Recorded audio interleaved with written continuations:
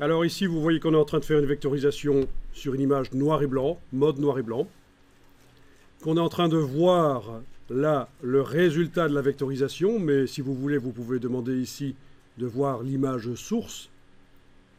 Donc vous revoyez votre image pixel, mais je vous conseille de remettre très vite affichage résultat de la vectorisation. Vous voyez les vecteurs.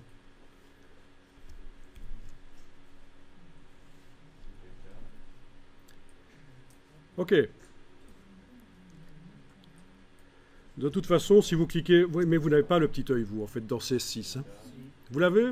Si vous cliquez et vous gardez le bouton la souris enfoncée, vous voyez l'image source temporairement. Ça vous permet de comparer rapidement le résultat avec l'original.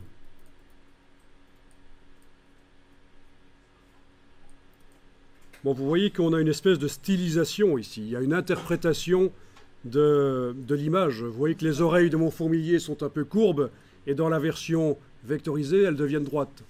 Mais tout ça, on va pouvoir le régler si ça vous dérange que le résultat soit comme ça, ou si vous voulez tester, vous allez pouvoir régler.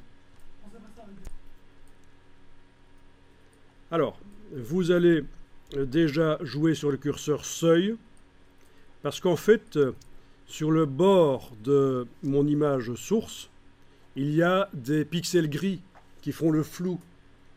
Et ces pixels gris, il faut décider, tiens, est-ce qu'ils deviennent noirs ou est-ce qu'ils deviennent blancs? Et ça, c'est le seuil.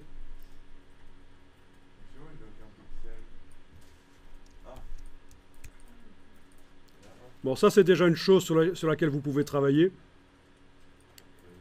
Le seuil. Ensuite, vous allez pouvoir déployer les paramètres avancés en cliquant à cet endroit-ci, les paramètres avancés de la vectorisation.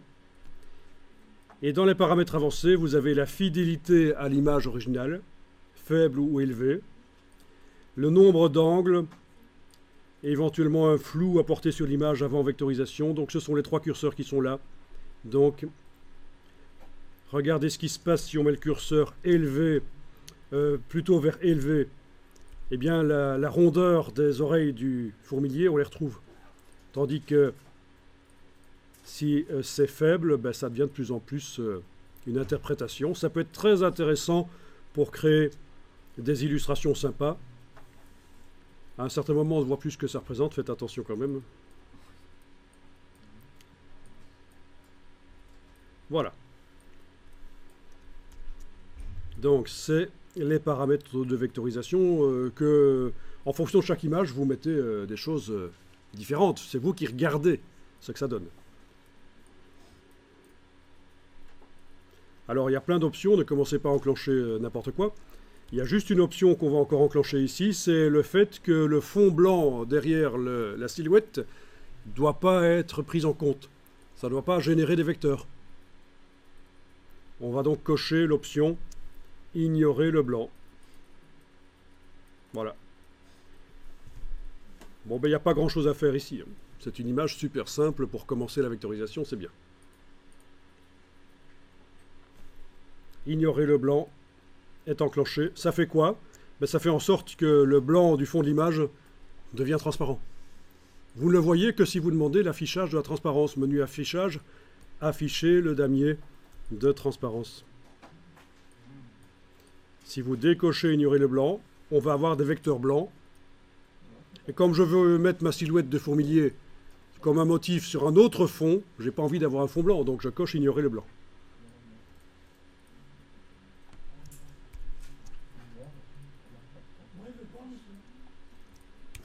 Voilà, donc toi tu ne voyais pas que l'option ignorer le blanc transformée en transparence parce que tu n'avais pas la case aperçue cochée, tout simplement. Je le dis pour que tout le monde profite de ça. Peut-être qu'il y en a certains qui sont en train de se poser la question et qui sont dans la même situation et qui n'osent pas le dire. Alors voilà, on a donc une vectorisation dynamique. On va l'enregistrer. Je vais faire fichier enregistrer sous. Je vais indiquer que... je vais peut-être renommer cette fois-ci. Plutôt que de garder le nom sans titre, je vais peut-être dire que c'est la vectorisation et que c'est la version 1 de ce document.